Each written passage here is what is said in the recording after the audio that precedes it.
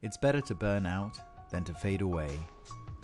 These are the words of the Greek warrior Achilles in Book 9 of Homer's Iliad.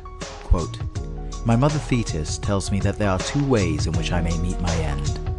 If I stay here in Troy and fight, I shall lose my safety, but I will have unending glory.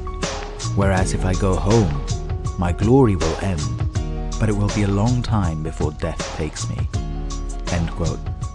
Few have embodied this notion more fully than the artist I want to talk about today, a musical legend, one of the most interesting and perhaps the greatest hip-hop artists of all time, Tupac Shakur, who was born today in 1971 and who died a mere 25 years later, gunned down outside a boxing match in Vegas. Tupac pretty much defines the concept of controversial. He's one of the early archetypes of the outlaw rapper, an image which non-hip-hop fans associate with the whole genre, and that tends to keep them away from this highly rewarding art form. What they think is that I represent lawlessness and the outlaw mentality, and I represent that thug mentality from the street. Rap fans are divided around Tupac. He was engaged in so many high-profile and often violent feuds, West Coast versus East Coast, Tupac versus Biggie. But even among his diehard fans, he was controversial because play one of his records and you never really know which Tupac you're gonna get. The poet, the deeply insightful social commentator, or the street thug, the gangster, the outlaw, spitting out threats with more venom than you're likely to hear, even in the most violent of NWA records. And he's even controversial in death, with thousands of fans and conspiracy theorists still convinced that Tupac is alive and that he has left clues to this on the myriad posthumous records released since the Vegas shooting. But divisive as he is, there's one thing that unites all the versions of Tupac you'll come across. This idea that life is a struggle, him alone against the world.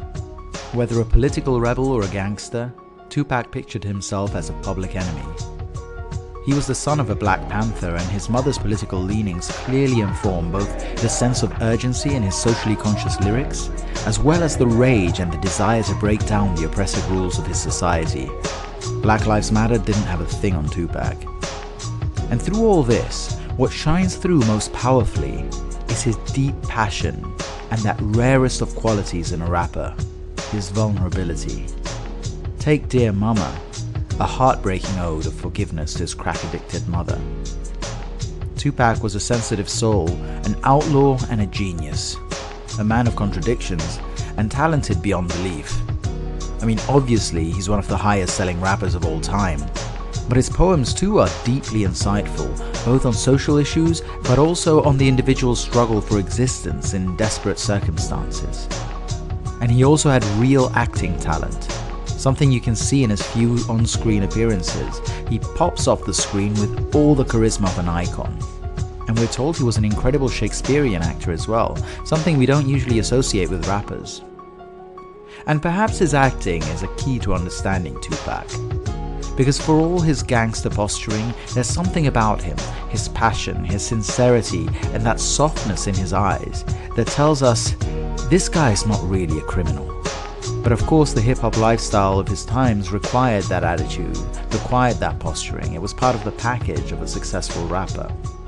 So maybe in that decision to act, to fulfill the role of the street thug, of the gangster rapper, to truly live what he was trying to express in his art, a decision that ultimately cost him his life aged only 25.